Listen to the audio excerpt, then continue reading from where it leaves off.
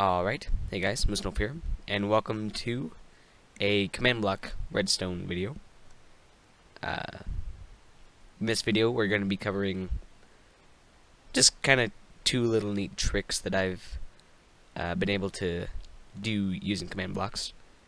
And I have also decided that I'm going to start putting music in all my videos, so expect that.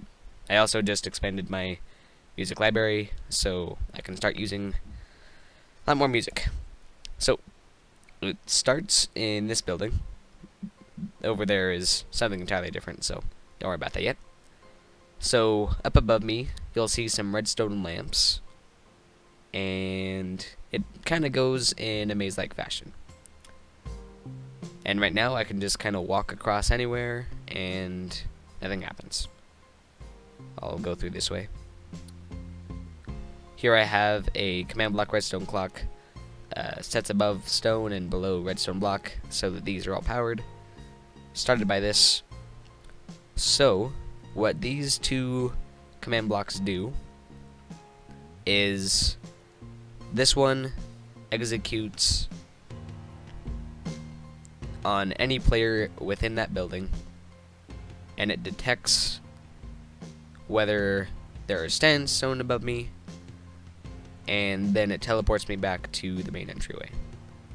And this one does the same, just in case you happen to jump, so that you can't get by it in any secret fashion. But wait a sec. Yeah, okay. So I can walk anywhere within the redstone lamps as long as I don't step outward. If I do, I have a command block set up so that it'll teleport me back to this position and facing this way. I'll show you that in a moment. And no matter which way I'm facing. So I go forward, and then it resets me to this exact position. So you have to kind of look up and walk along the redstone lamps. It's kind of an elaborate maze. You could make it a lot more elaborate. That's kind of close. But I just decided to make it simple for my purposes. So in a moment, I'm going to show you a little bit more of the redstone and what happens exactly. As soon as I navigate through the rest of this. For some reason my computer's kind of laggy, even though my frame rate, even though my render distance is down. And now I'm out. So what is happening here? I'm just gonna quick stop it so maybe I won't get as much lag. So the redstone clock is there, and this execute command is testing for whoever is inside this building, so it doesn't happen if I'm outside it or whatever, using XYZ and DX, DY, DZ. So XYZ is your main coordinates, and then DX is 20 blocks in the positive X direction, and etc. DY is just 1, and then DZ is -11, meaning it goes, -11 in that direction. And then as soon as it detects me, detects that I'm in there, it senses if there's a sandstone block 2 blocks above, and this one is exactly the same except for it's 3 blocks above, and then it teleports the nearest player that has all those conditions met to the starting point. And that's pretty much it. So something that I thought that you could do with this is, if you wanted an invisible maze with like a really tall cavern roof and like a puzzle map or something, so they have to look up all the time and look at the redstone lamps and follow them and find their way through this gigantic maze. And I thought it might be kind of cool. Yeah, so that covers this section of it. Now it's time to switch tracks and head over here. First I'm going to demonstrate it, and then I'll show off the redstone. So switch over to survival real quick. I basically have this very simple parkour map set up right now.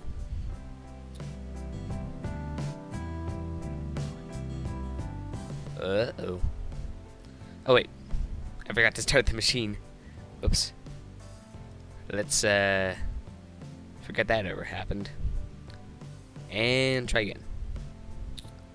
Let me quick turn my render distance down just a tad more. That isn't helping. Okay. So this very simple parkour course. You can see the redstone clock going down there. And basically, what happens is I jump. I am given 4 seconds of 255 resistance, which basically allows no fall damage to occur.